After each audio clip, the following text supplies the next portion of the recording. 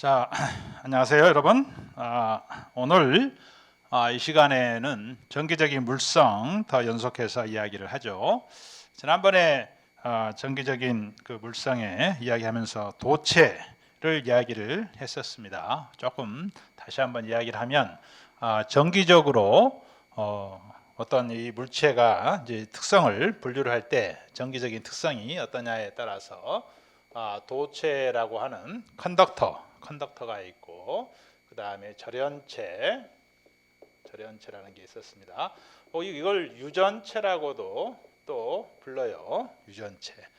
여러분들 이 생물에서 유전자에서도 유전체가 있죠. 그거하고는 전혀 다른 의미인데요.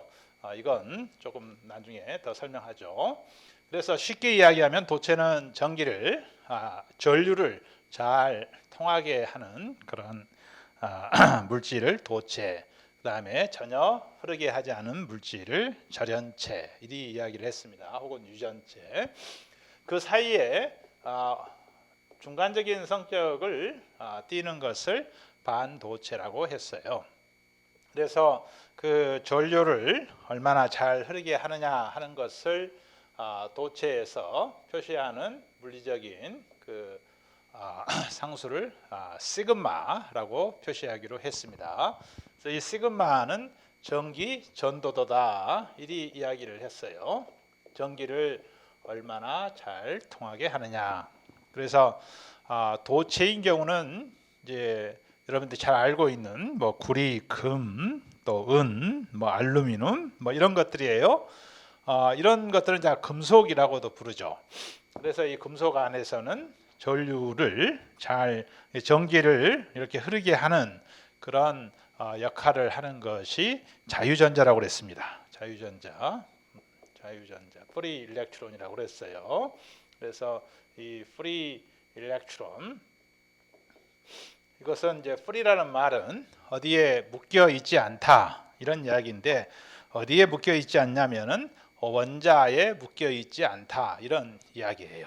그래서 일반적으로 원자 하나를 생각하면 안에 원자 핵이 있고 그 주위에 전자들이 있죠. 전자들이.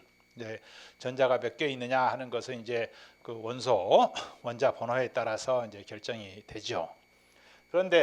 그래서 원자 핵과 주위에 있는 전자의 전하량이 플러스 마이너스로 다 상쇄가 돼서 밖에서 보면 일반적인 원자인 경우에는 전기적인 특성을 띠지 않는 걸로 보인다는 거죠. 중성이죠. 그런데 이게 이제 금속인 경우에 이 원자들이 아주 이제 많이 있는 거죠. 원자들이 이제 천문학적인 숫자로 이제 많이 있어요. 그러면 여기에 이제 전자들이 다 이렇게 들어가 있을 때 일부는 이게 일부 전자가 밖으로 빠져나온다고 그랬어요. 빠져나오고, 그리고 그 자리는 이 빈 자리가 된다고 그랬어요. 그래서 이 빈 자리를 이 홀이라고 불러요. 구멍이다, 뭐 이런 이야기인데요. 홀. 그래서 이 전자들이 어디에 속박되어 있지 않고 이제 뭔가 힘을 주면 움직일 수 있는 그런 전자다. 이래서 이걸 자유전자다, 이렇게 이야기를 한다는 거죠. 자, 그러면 이제 어떤 우리 물리 세계에서 어떤 매스, 이제 질량을 가지고 있는 것을 움직이게 하는 그런 힘은 이제 중력이 있어요. 그런데 우리가 이제 전자기학에서는 전기적인 힘을 생각을 하는 겁니다. 그러면 이 전하를 움직이는데 필요한 힘은 뭘로 가하느냐? 일렉트릭 필드를 가한다겠어요. 자, 일렉트릭 필드는 물론 또 전하가 만들어내는 거죠. 그걸 우리가 다 지금까지 공부해 왔어요. 그러면 이 전자는 마이너스 전하를 띠고 있기 때문에 반대 방향으로 이렇게 움직인다. E의 반대 방향으로. 그래서 움직여 간다. 그래서 이런 전하가 움직이는 거, 이것을 전류라고 그랬어요. 이제 전류라는 고 것은 전하의 흐름이다, 이 말이에요. 전류. 이 전류는 말 그대로 이 전하면 전기 혹은 전하, 전기를 띤 입자, 뭐 이런 이야기가 되겠습니다. 류하면 여러분들 어떤 흐름, 이제 물이 흐르는 것처럼 흐름을 이야기해요. 그래서 전류하면 이제 전하가 흘러간다, 이리 생각하면 되겠습니다. 그래서 도체에서 전류를 흐르게 하는 것이 뭐냐 할 때는 이 자유전자다 이거예요. 그런데 이 자유전자가 가면서 그냥 이렇게 직선으로 쭉 가지 않고 이런 물질 안에서는 이제 원자가 많이 있단 말이에요. 그래서 원자 사이에 아주 충돌을 한다고 그랬어요. 충돌을 해서 다시 오기도 하고 지그재그 형태로 충돌하면서 갑니다. 가는데 전체적으로 보면 이에 반대 방향으로 이렇게 간다. 그래서 이렇게 요동치면서 가는 움직임을 우리가 이제 표류 혹은 표동이라고 그래요. 드리프트한다. 쑥 가지 않고 막 부딪히면서 간다, 이런 이야기였어요. 그래서 이게 이제 부딪히지 않을수록 뭐 전류가 더 많이 흐를 거고, 자유전자가 또 많이 있으면 있을수록 전류가 잘 흐르겠죠. 그래서 그것을 뭉뚱그려서 하나의 이제 상수로, 어떤 물질 상수로 표시한 것이 이 시그마다 하고 이야기를 했습니다. 그래서 이 도체 안에서는 이게 도체 아니다. 그러면 도체 안에서 일렉트릭 필드가 가해지면 여기에 전류가 흐를 수 있다 해서 이 전류 밀도라고 그랬습니다. J는 전류 밀도, J는 시그마 E 벡터 이렇게 표현된다, 이리 이야기를 했어요. 그래서 J와 E는 이제 같은 방향이죠. 그러면서 시그마 값에 따라서 같은 E가 있을 때 물질에 따라서 흐르는 전류가 다르다 하는 거예요. 그래서 이 시그마 값은 이제 물질에 따라서 다 다양한 값을 갖는데, 도체할 때는 이 시그마 값이 대략 10의 7승 이런 5도 이런 값을 가져요. 굉장히 큰 값을 갖고, 절연체는 이 시그마 값이 거의 0에 가까운 값을 갖습니다. 완전히 0은 아니고요. 그래서 이 시그마 값이 아주 도체와 절연체 사이에는 굉장히 큰 차이가 있어요. 그래서 도체에서는 E가 가해지면 이렇게 전류가 흐르지만 절연체로 가면은 E가 가해져도 시그마가 0이니까 전류가 이제 없다 이거예요. 전류가 없다. 그래서 절연체 하면, 절연하면 여러분들이 절하면 연을 뭐 끊는다 이런 뜻도 있죠. 여러분들 연애하다가 서로 헤어지게 될 때 절연한다, 뭐 이제 그런 뜻이에요. 그래서 뭔가 끊어버린다, 이게 전류의 흐름을 차단한다, 그런 의미로다가 절연체라고 하고요.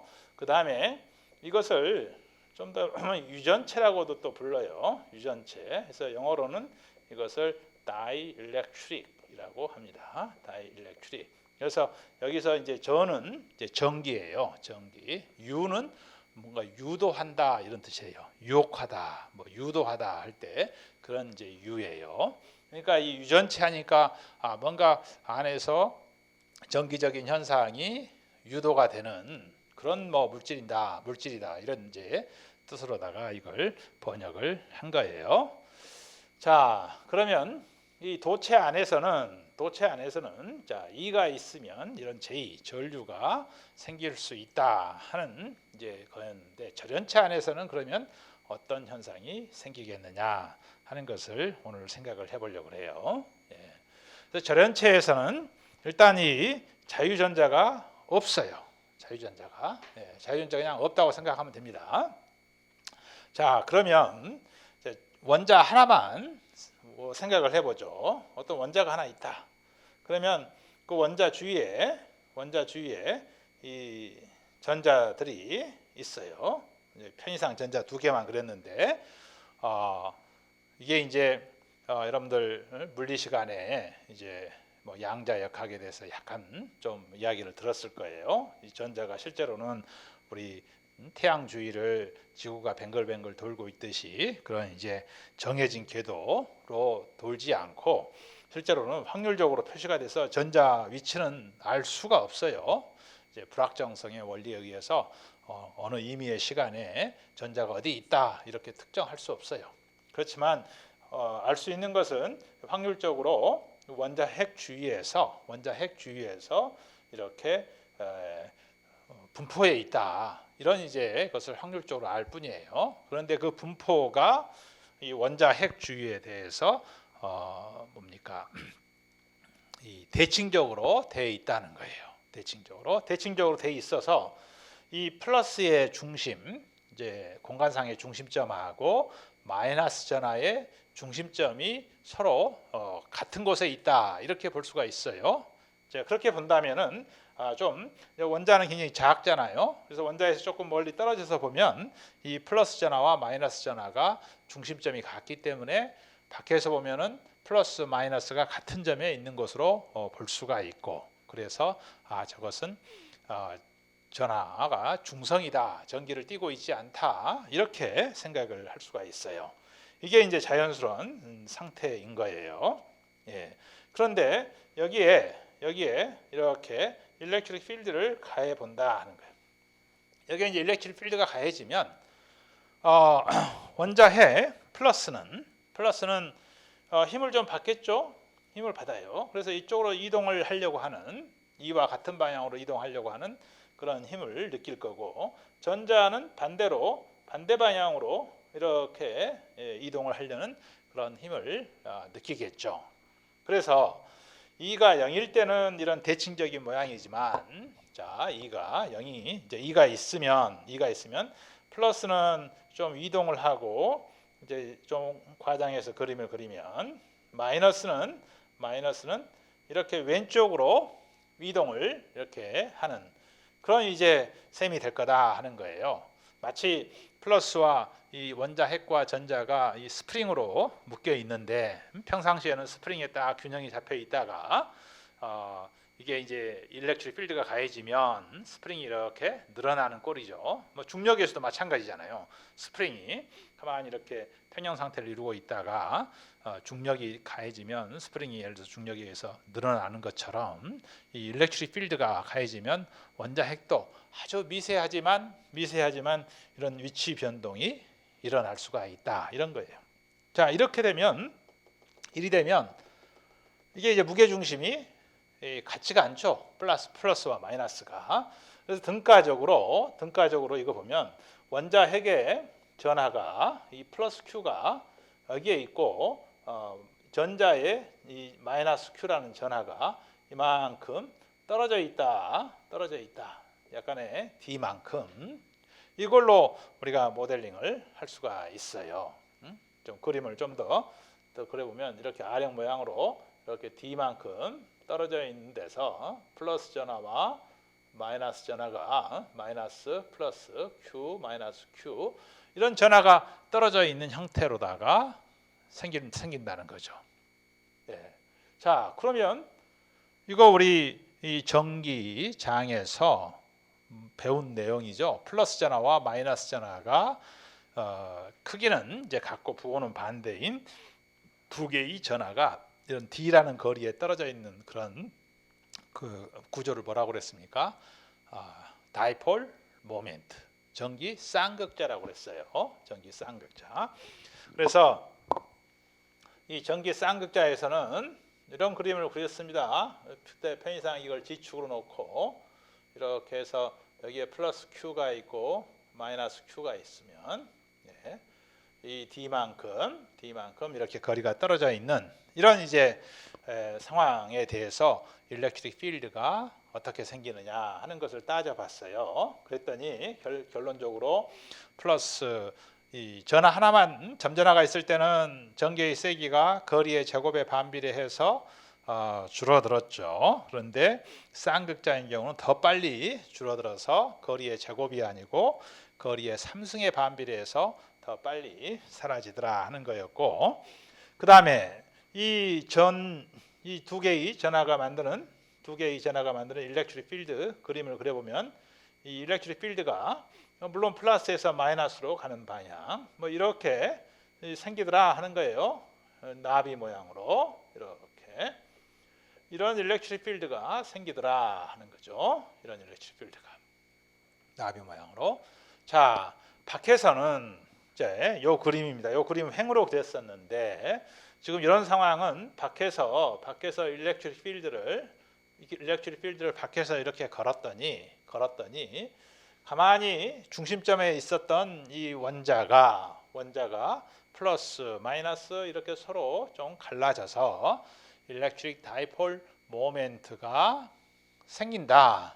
이제 그런 의미에서 평상시에는 이 플러스 마이너스 이렇게 대칭적인 모양이어서 전하가 없는 전하가 없고 그래서 물질 내부에 이 전개도 없는 그런 상태였는데 외부에서 이런 전개를 가하니까 이런 다이폴 모멘트가 생겨서 이런 일렉트릭 필드가 그러니까 이제 뭐죠? 물질이 스스로 만들어내는 그런 일렉트릭 필드가 생긴 거죠. 네. 이런 의미에서 이게 이 절연체에서는 이런 이제 유전 이제 전개가 일렉트릭 필드가 유도가 된다. 혹은 뭐 전기 쌍극자가 유도가 된다. 이런 이제 의미로 이제 말을 유전체다 이렇게 이제 번역을 우리 한 겁니다. 뭐 번역을 잘 했죠. 예. 그래서 이런 현상이 생기니까 자 물질 내부에서는 외부에서 가해지는 이 일렉트릭 필드하고 자 물질 스스로가 형성한 일렉트릭 필드가 서로 이제 더해지는 게 이제 안에서 이제 그런 이제 전기장이 되겠습니다. 자, 그러면 뭐 도체에서는 이런 현상이 없느냐? 근데 도체에서는 그런 현상을 거의 무시할 수 있어요. 그래서 도체에서는 자유전자의 영향이 너무 커서 이 자유전자에 의한 전류의 흐름 이것만 이제 생각을 하면 되고 도체 내에서 생기는 저런 유전 현상은 우리가 통상 고려하지 않습니다. 그런데 유전체 내에서는 이제 자유전하가 없고 이와 같이 이제 다이폴이 이제 유도가 되는 그런 상황이에요. 자, 그래서 얼마나 이게 이 유도가 되느냐 하는 것을 또 물질마다 달라요. 그 물질마다 달라서 그걸 나중에 또 우리 컨덕티비티처럼 또 상수로 이제 표현을 할 거예요. 그런데 물질 중에는 예를 들어서 H2O 같은 이런 물질은 H2O 물은 좀 전기적인 극성이 있는 그런 이제 분자라고 그래요. 그걸 분자. 그래서 이제 이게 이제 수소 2개, 산소 하나인 원자, 이제 산소 원자 하나가 물 분자 하나를 만들잖아요.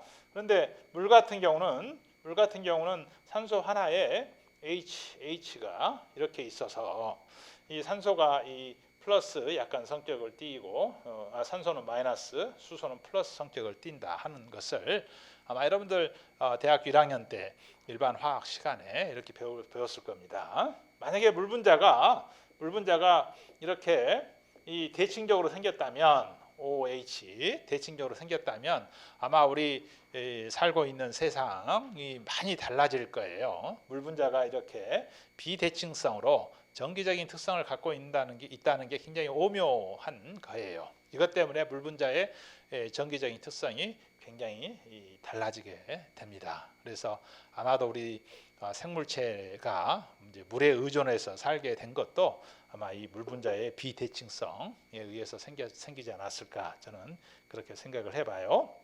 물 분자 하나만 보면 이게 이제 비대칭적으로 생겨서 이걸 이제 플러스 전하가 좀 아래쪽에 있고 마이너스 전하가 좀 이 위쪽에 있는 약간의 비대칭성을 가지고 있으니까 이 물 분자 하나가 다이폴 모멘트를 스스로 가지고 있는 거죠. 스스로 가지고 있어요. 그러면 일반적인 물에서는 이런 비커가 있다. 그럼 일반적인 물에서는 이 물 분자가 다 이렇게 다이폴 모멘트를 가지고 있으면 그냥 그 상태에서 정기적인 특성을 뭐 띄어야 되는 거 아니냐, 이런 이제 생각을 여러분들 할 수 있어요. 그런데 물 같은 경우 뭐 이 액체 상태인 경우만 생각을 해보면 말이죠. 이 방향이 랜덤해요. 랜덤해. 그래서 이 물 액체 같은 경우는 분자가 가만히 있질 않죠. 가만히 있질 않고 랜덤한 방향으로 막 움직여요. 그걸 무슨 운동? 브라우니안 모션이라고 그래요. 그래서 그것 때문에 이제 확산도 일어나고 뭐 디퓨전이 일어나고 그러죠. 그래서 이게 가만히 있지 않고 사실은 막 요동 이제 랜덤하게 움직이고 있다.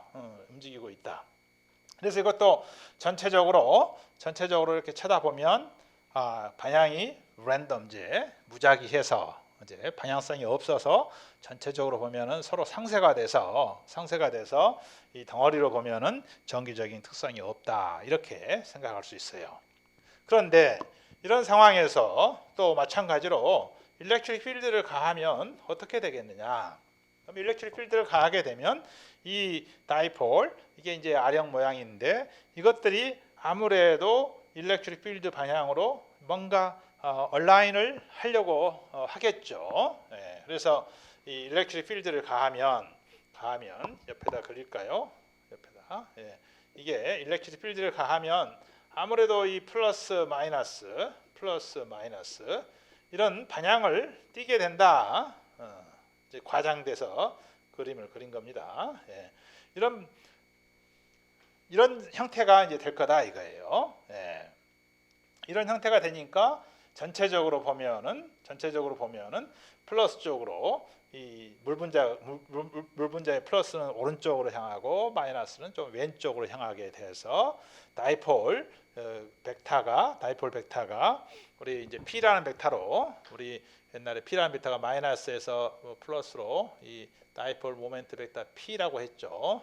P 벡터는 Q, D 벡터 이렇게 표시했었어요. D 벡터라고 하는 것은 마이너스에서 플러스로 가는 이 벡터를 D 벡터라고 표시를 했었단 말이에요. 그러니까 이 그림을 보면 이 그림을 P로 표시하면 P 벡터가 이렇게 완전히 뭐 일렬로 쓰는 건 아니겠지만 이렇게 방향을 좀 띄게 된다 하는 그런 의미예요. 예. 그러면 아까 이와 같이 무작위한 방향으로 있을 때에 비해서 요 안에서 일렉트릭 필드는 뭔가 많이 이제 달라질 것 같죠. 예, 달라질 것 같아요. 이거랑 이제 같은 효과가 이제 나타날 것 같아요. 그래서 이렇게 분자 자체가 극성을 띠고 있는 경우에는 이 아까 이 다이폴 모멘트가 유도가 되는 현상이 훨씬 더 커요. 그래서 물 분자는 유전체 중에서도 유전 현상이 굉장히 강한 그런 이제 분자입니다. 예.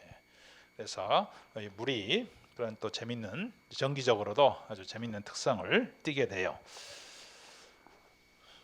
자, 그러면 저 이제 이 분자 하나하나 혹은 원자 하나하나인 것을 우리가 이제 P 벡터라고 표시를 했는데 하나하나가 이런 P 벡터예요. 다이폴 모멘트가 P 벡터인데 어떤 이제 물질 안에는 천문학적으로 많은 숫자의 이제 다이폴 모멘트가 있는 거죠. 있는 거예요. 그래서 그런 유전체 덩어리가 이렇게 있으면 이 절연체 이런 유전체 덩어리가 있을 때 단위 최적당 요 안에 이 일렉트릭 필드가 가해지면 이 P가 얼마나 생기느냐, 평균적으로 얼마나 생기느냐 하는 것을 우리가 이제 P 벡터로 라지 P 벡터로 표시하겠습니다. 그래서 이 P 벡터를 둥극 벡터다 이렇게 우리가 앞으로 부르겠어요. 그래서 P 벡터는 폴라 이제 극으로 만들어준다 하는 거예요. 폴라 극으로. 그래서 폴라라이제이션 이렇게 불러줍니다. 그래서 이것을 분극이라고 번역을 했어요. 그래서 이 분하면은 나눈다, 나눈다, 분리한다 이런 뜻이고 그러니까 극을 분리한다 이런 뜻이에요. 그러니까 아까 이 설명한 현상에서 본래는 이 플러스 마이너스가 무게중심이 같은 곳에 있었는데 이게 서로 분리가 공간적으로 분리를 시켜주는 그런 현상으로 만들어졌죠. 그래서 이것을 분극이라고 우리가 이제 번역을 한 건데 번역을 아주 잘 한 것 같아요. 그래서 이 P 벡터는 단위 최적당, 그러니까 이 최적당 델타 V라는 최적 안에서 이 P 벡터가 얼마나 있느냐 한 것을 다 더한 것이다 이거지. 그러니까 이 1 立方미터 단위 최적당 저 P의 총량이 분국 벡터의 총량이 얼마나 되느냐 하는 것을 가리킨다 하는 거예요. 그래서 델타 V를 아주 작게 가게 할 때 이게 이제 P 벡터의 정의입니다. P 벡터에. 그래서 유전체에서는 이 벡터가 가해지면 이 P 벡터가 생긴다 하는 거예요. P 벡터가. 네. 그래서 이 P 벡터는 여러분들 이 상상을 해보세요. 이 스프링이 있어. 스프링이 있는데 중력이 센 곳으로 가면 스프링이 어때요? 더 늘어나겠죠. 우리가 이 스프링에다가 이 공을 하나 달아놓고 지구에서 이렇게 했을 때는 스프링이 이만큼 늘어나는데 목성으로 가면 더 늘어날 거란 말이에요. 중력이 더 센 데로 가면. 마찬가지로 이 외부에서 가해지는 이 필드가 세면 P도 세질 거다 해서 일정 범위 내에서는 P 벡터는 이 벡터의 비례 관계에 있다 하는 거예요. 그래서 이 비례 상수를 입실론 G로에다가 카이 2라는 이런 이제 상수로 덧셈을 해서 표현을 하겠습니다. 여러분들 입실론 제로는 알고 있는 거죠. 이것은 이제 뭐예요? 자유 공간에서 유전율이었어요. 36 8분의 1 10의 마이너스 9승 이런 이제 자유 공간에서 유전율이었죠. 카이라고 읽어요. 그래서 이것은 이제 이 일렉트릭 전기 susceptibility다 이렇게 좀 어려운 말이네요. 그래서 이것은 electric susceptible 하면 이제 뭔가 이 영어 한번 사전 찾아보세요. susceptible 하면 뭐에 영향을 받는 어떤 이 현상이 있는데 거기에 대해서 영향을 얼마나 받느냐 하는 것을 susceptible이란 말을 써요. 그래서 정기적으로 얼마나 영향을 받느냐 이런 정도의 의미겠어요. 이제 electric susceptibility가 있으니까 magnetic 자기적인 susceptibility도 있겠네 하는 생각을 여러분들 할 건데요. 실제로 그래요. 그래서 나중에 자기장 배울 때는 또 KM magnetic susceptibility도 우리가 이제 생각을 합니다. 그래서 이것을 우리 번역을 전하율이라고 번역을 했습니다. 전하율, 정기적으로 얼마나 바뀌느냐 하는 비율이다. 그런 이 의미 정도로 생각을 하면 되겠어요. 그래서 이 입실론 제로는 이제 우리 우주 상수예요. 우주 상수 딱 정해진 값이에요. 그다음에 카이 2라는 값은 이제 그 물질에 따라서 달라요. 나무도 다르고 물도 다르고 또 유리도 다르고 다 다르다 이거예요. 그래서 이제 이 2가 이제 어느 정도 범위일 때는 그렇지만 2가 너무 커지면 아까 이 그림에서 이 전개가 가해지면 전자가 이렇게 밀려난다고 그랬어요. 근데 2가 너무 커지면 어떤 현상이 일어나냐? 이거를 스프링 같은 것을 잡아당길 때 너무 잡아당기면 어떻게 돼요? 스프링이 그 다음에는 힘을 잃어버리죠. 스프링으로서 기능을 상실해버리고 스프링이 그냥 쭉 늘어져 버리고 말죠. 그런 것처럼 2가 너무 강하면 전자가 결국은 이 원자 핵에서 떨어져 나와 버려요. 그래서 여기 이제 빈 자리가 생기는 거죠. 그래서 떨어져 나온 전자 이게 자유전자가 이제 돼 버리는 거죠. 자유전자가. 그래서 절연체도 2가 너무 강하면 자유전자가 생길 수가 있어요. 강제로 이제 떨어져 이제 나오게 할 수 있다. 그래서 이런 현상을 절연 파괴다 이렇게 우리가 이야기를 합니다. 절연 파괴 혹은 절연 파괴. 절연 현상이 그러니까 절연이라고 하는 것은 이제 전류를 흐르게 하지 않는 그런 현상인데 그게 이제 깨져버렸다. 그래서 이건 이제 브레이크다운이 일어났다. 이렇게 이야기를 한다는 거죠. 그래서 여러분들 가정에 쓰는 전기줄 잘 살펴보세요. 전기줄 안에는 구리선이 들어있어요. 근데 구리선을 뭐가 감싸고 있습니까? 여러분들 비닐 같은 게 감싸고 있죠. 플라스틱 같은 게 감싸고 있어요. 비닐이나 플라스틱 이런 것들은 절연율이 상당히 좋은 것들이에요. 유전체로 만들어져 있어요. 그러니까 이 전기줄은 안에 심, 구리줄은 도체고 도체의 역할은 전류를 흐르게 하는 그런 녀석이고 그 다음에 껍질 표피는 전기를 못 흐르게 이제 안전하게 이제 안전성을 위해서 절연체를 쌓아놓는 거죠. 그럼 가정에서는 전압이 선 두 개가 있으면 둘 선 사이의 전압이 220V예요. 220V. 그래서 220V에서는 절연 파괴가 일어나지 않는 그런 정도의 유전체로다가 우리가 피복을 만들어서 씌워놓은 거예요. 그런데 그게 220V가 아니고 2000V가 가해진다. 그러면 절연 파괴가 일어날 수 있죠. 그러면은 두 선 사이에 본래는 전류가 흐르지 않아야 되는데 이 피복을 통해서 말이죠. 이 피복으로 전류가 흐르게 돼요. 예, 그렇게 되면 이제 큰일이 나죠. 절연 파괴가 일어나면 이제 피복이 타버리고 그러다 보면 이제 전기가 합선된다고 그러죠. 플러스 선, 마이너스 선이 서로 이제 연결돼 버린다는 소리예요. 합선이 일어나고 그러다면 이제 큰 화재가 일어날 수도 있고 뭐 이런 이제 현상이 이제 생길 수 있죠. 그래서 여러분들이 이제 전기를 이제 취급하는 엔지니어로서 이제 절연 파괴를 잘 생각을 이제 절연 파괴를 잘 이해를 해야 되겠고 그래서 어떤 유전체는 절연 강도라는 말을 씁니다. 이 절연을 시킬 수 있는 그 강도 세기예요. 세기가 얼마나 되느냐 하는 것을 이 전기장 세기로 이제 표시를 해요. 그래서 절연 강도가 예를 들어서 어떤 물질을 보면 500kV/m까지는 견딜 수 있다 하는 소리는 이 물질이 1m일 때 500kV 정도까지는 견딜 수가 있다. 뭐 이런 이제 이야기다 하는 거예요. 그런데 이게 이제 1m니까 그렇지. 우리 아마 이제 전자공학과 같은 이제 전자공학과 학생들은 이 부품 같은 것들이 굉장히 작아요. 작아서 플러스와 마이너스 사이 간격이 미터가 아니고 마이크론 오도예요. 마이크론보다 작기도 해요.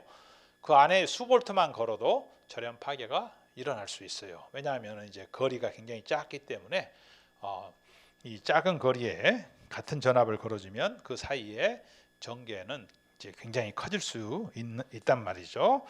예. 그래서 절연 파괴가 일어날 수 있다 이런 거죠. 네. 자, 그러면 우리가 이제 유전체를 이제 배웠단 말이에요. 그래서 유전체는 여러분들 이제 전자기학을 배운 학생으로서 간단하게 이제 물질의 성질을 이야기를 해봐라 할 때 어떻게 이제 이야기를 해야 되냐면 일렉트릭 필드가 있을 때 이제 일렉트릭 필드를 뭔가 해서 만들었어요. 일렉트릭 필드가 있을 때 어떤 이제 물질 특성을 보면 이 물질을 보니까 일렉트릭 필드를 가하니까 전류가 흐르더라, 제의가 생기더라 하면 그건 도체로 우리가 생각을 해야 된다 이런 이야기죠. 도체로. 또 제의가 생기지 않더라. 그러면 뭐예요? 유전체다 이거야. 절연체다. 그러면 그 안에서 뭐가 생길 거냐? 분극이 생길 거다. P 벡터가 생길 거다 하고 여러분들이 이제 이해를 해야겠습니다. 자, 그래서 D 벡터는 우리가 전기장 자유공간에서는 입실론 제로 E 이렇게 이제 이야기를 했어요. 그래서 이 D 벡터는 E 벡터와 뭐 입실론 제로 이거 하나만 곱해준 거니까 뭐 크게 차이가 없는 것처럼 보였지만 이렇게 정의를 함으로 해서 뭐가 생겼었냐면 이런 이 가우스 법칙, 이 Q라는 전하가 있을 때 이걸 둘러싸는 어떤 이 폐 공면에서 DDS를 해주면 이 전하량이 되더라 하는 것이 가우스 법칙이었어요. 근데 이 Q라고 하는 전하는 자유 전하로 이루어진 전하였어요. 뭐 자유전자라든지 뭐 이런 것들로 이제 만들어진 전하이다 이거예요.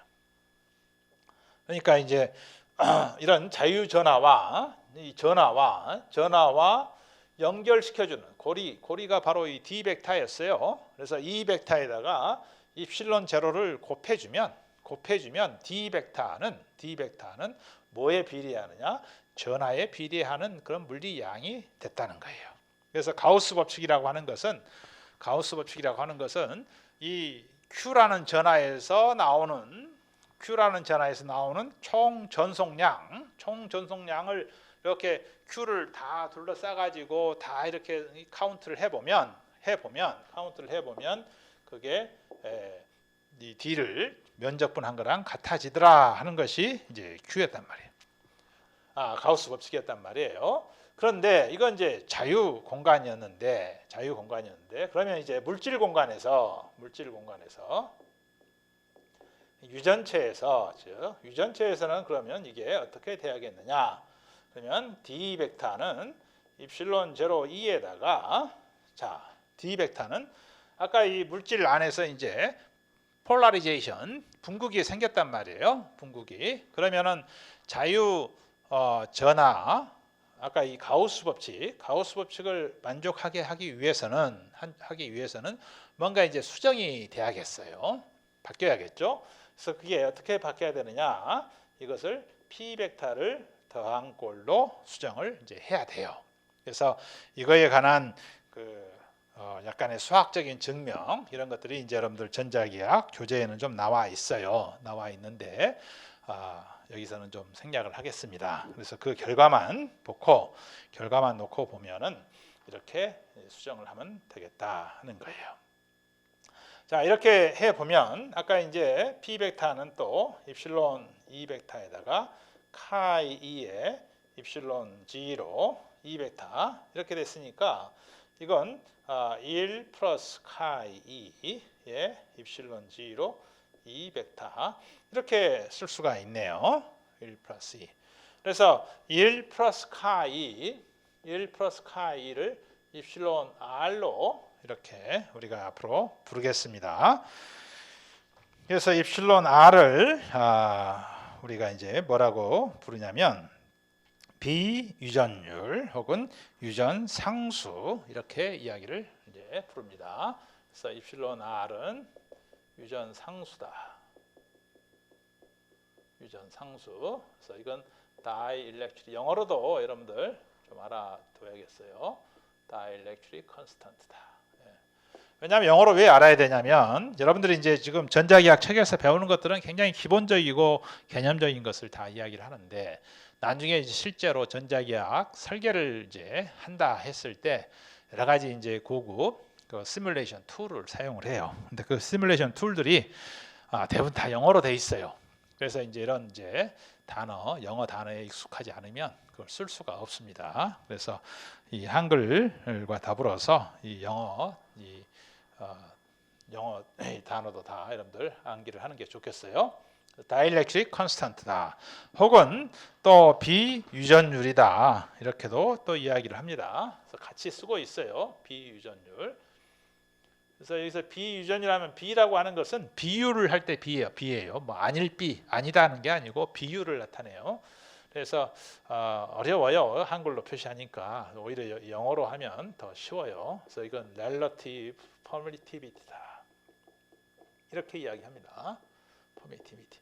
그래서 permittivity 하면은 permit 하면은 이제 뭐 인정해주다, 뭐 승인해주다 이런 뜻이잖아요. permit. 그래서 이제 영어로 처음에 이름을 지을 때 이 입실론 값을 얼마나 이제 유전을 일으키느냐, 혹은 또 일렉트릭 필드를 이 물질이 얼마나 이 받아들여서 이런 P를 만들어내느냐, 뭐 그런 이제 의미로다가 처음 쓰시는 분이 이름을 permittivity 이렇게 이제 지었어요. 그래서 relative permittivity다 이렇게 이야기합니다. 자, 이렇게 보면 입실론 R 값은 유전체에서는 항상 이게 1보다 커요. 1보다 커요. 그래서 이 자유 공간에서는 입실론 R이 1이에요. 입실론 R이 1. 이 자유 공간에서는 그리고 유전체에서는 카이 2만큼 더해진단 말이에요. 카이 2만큼 더해져서 카이는 이제 이 필드가 생기면 분극이 생기는 거기 때문에 항상 플러스 방향으로 생긴다. 이렇게 여러분들 생각하면 되겠습니다. 일반적으로. 그래서 입실론 R 값은 1보다는 크다. 이렇게 생각을 해야 돼요. 자, 그렇게 해서 이걸 다시 쓰면 1 플러스 카이 2를 입실론 R로 하면 입실론 R 2 입실론 G로 2벡터가 되죠. 그래서 이것을 입실론 R 입실론 G로를 그냥 뭉뚱그려서 그냥 입실론 이렇게 쓰겠어요. 그래서 입실론 2벡터다 이렇게요. 그래서 유전율이 앞으로는 이 퍼미티비티라고 그래요. 이 입실론을 어떤 물질의 퍼미티비티. 그래서 이걸 유전율이라고 불러요. 그래서 이제 이 기호로 나가는 이제 입실론 기호가 앞으로 이제 제일 범용적으로 쓰이게 됩니다. 그래서 입실론 값이 이제 물질마다 다르다 하는 거죠. 그래서 입실론 G로 하면 이제 이 퍼미티비티의 아주 특별한 경우, 그러니까 이거 퍼미티비티 in free space 자유 공간에서 퍼미티비티다. 아주 특별한 경우다. 이렇게 해서 이제 여러분들 생각하면 되겠어요. 특별한 경우다. 그래서 이제 일반적으로는 입실론으로 표시를 하면 되겠다.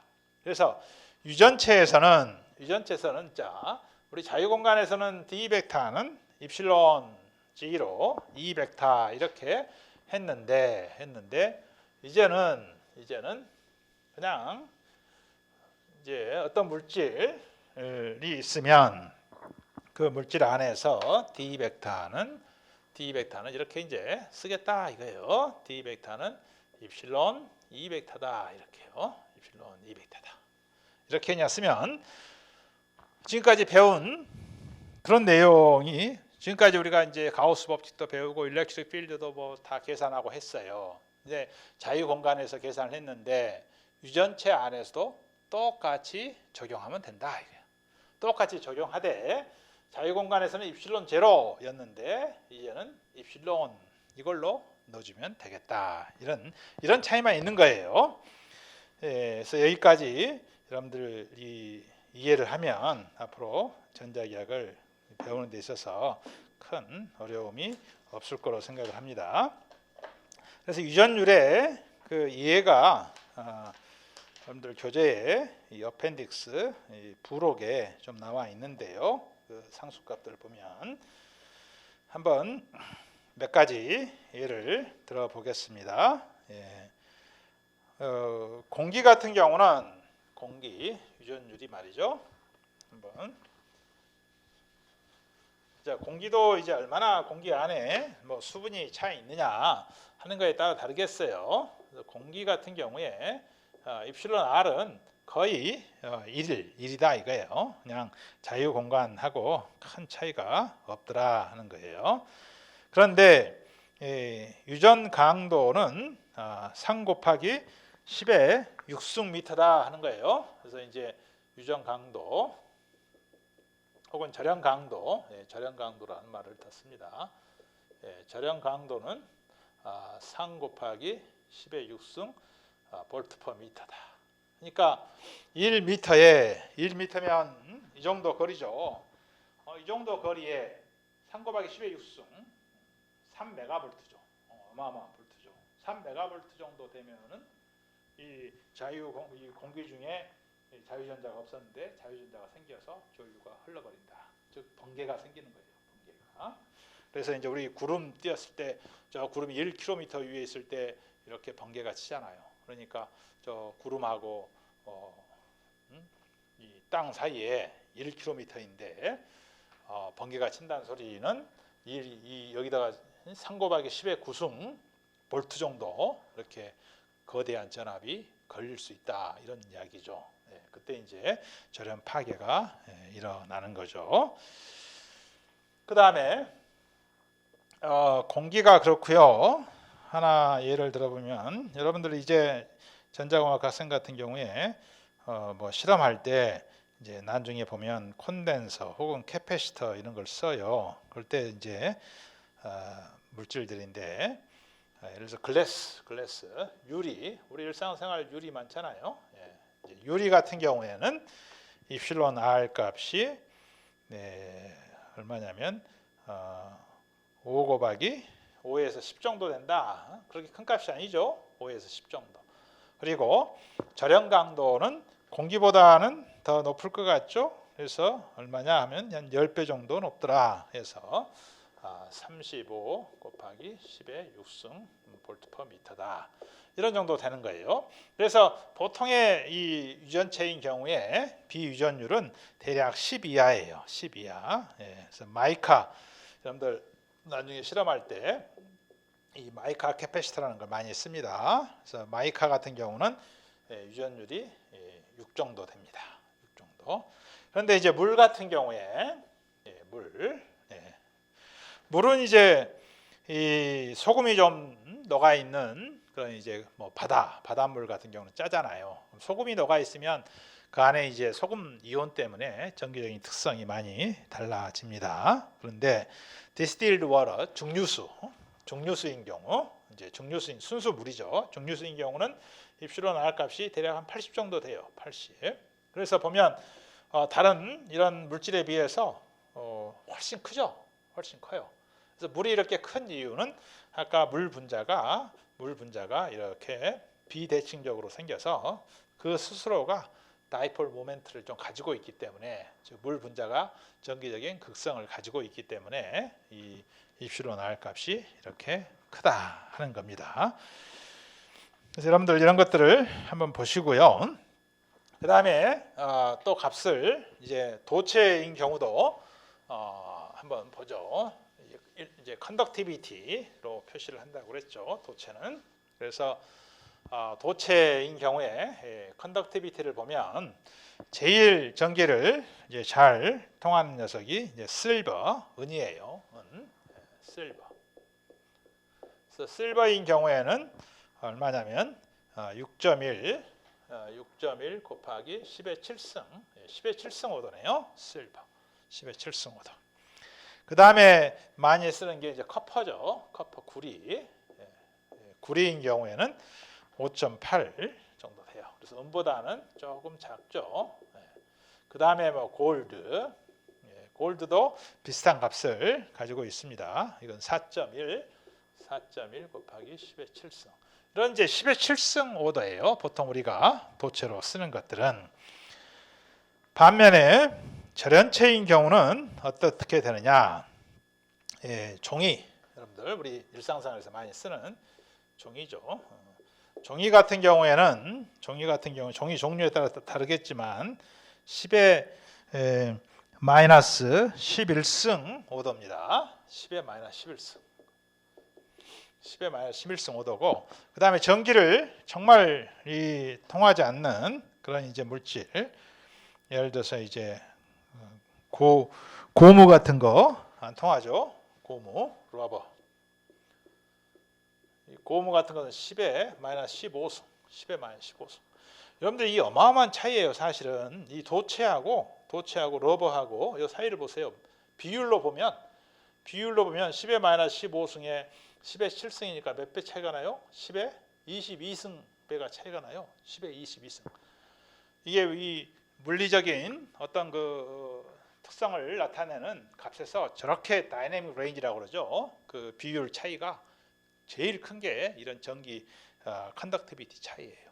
그래서 전기를 잘 통하는 도체와 통하지 않는 절연체 사이에는 정말 이 그 갭 차이가 엄청나게 이제 크다 하는 것을 여러분들이 알아두시면 좋겠습니다. 자, 그래서 절연체에 관한 그런 이야기들을 여러분들 오늘 좀 했습니다. 그래서 절연 강도를 이야기를 하고요. 네. 그래서 도체와 절연체 혹은 도체와 유전체 사이에서 이제 그 여러분들 그 차이를 이제 분명하게 알았으면 이제 좋겠고요. 그래서 도체 이 전류를 잘 통하게 하는 녀석이니까 이거 이제 주로 전선 뭐 이런 데 많이 우리가 써야겠죠. 발전소에서 가정으로 또 가정에서 우리 전기 제품으로 다 이제 도선으로 연결이 돼 있어요. 자, 절연체 유전체는 가장 이제 뭐 보는 것이 전선의 피복체 이거 뭐 써야죠. 안전을 위해서 다 피복체를 잘 써야겠죠. 그리고 이 유전체는 나중에 또 어떤 정도로 쓰게 되냐면 이 전하를 저장하는 장치에 씁니다. 전하를 저장하는 장치. 이 도체라고 하는 것은 전선이라고 하는 것은 전하를 사실은 이동시키는 장치죠. 이 전하를 이 점에서 저 점으로 이동시키는데 쓰인다고 한다면 이 유전체는 전하를 저장하는 데 쓰는데 그 저장하는 장치 기호로는 이렇게 표시합니다. 그래서 이것을 C라고 불러요. C라고. 그래서 이것을 캐패시터 이렇게 이야기합니다. 캐패시터. 그래서 이 캐패시터는 이 전기 회로를 만드는 데 있어서 굉장히 중요한 그런 이제 성분이에요. 그래서 이 캐패시터에 대한 이야기는 우리가 따로 또 이야기를 해야 됩니다. 그래서 이 전하를 저장하는 장치에 요 안에 유전체가 들어가요. 그래서 이 유전체에 이 입실론 값이라고 표시한다 그랬죠. 이 입실론이 크면 클수록 같은 전압일 때 여기에 저장되는 전하량이 늘어나게 돼요. 또 재미있는 현상이죠. 예, 그래서 전하를 저장하는 장치를 캐패시터 C라고 하는데 거기에 이 유전체가 이제 들어간다 하는 거죠. 예, 그런 정도로 여러분들 도체와 유전체를 이해를 하고요. 좀 더 상세한 내용은 또 다른 수업 시간을 통해서 더 보충 설명을 하도록 하겠습니다. 자, 이것으로 오늘 이제 이 절연체 혹은 유전체에 관한 이야기를 전부 마치도록 하겠습니다. 자, 오늘 여기까지 하겠습니다. 수고하셨습니다.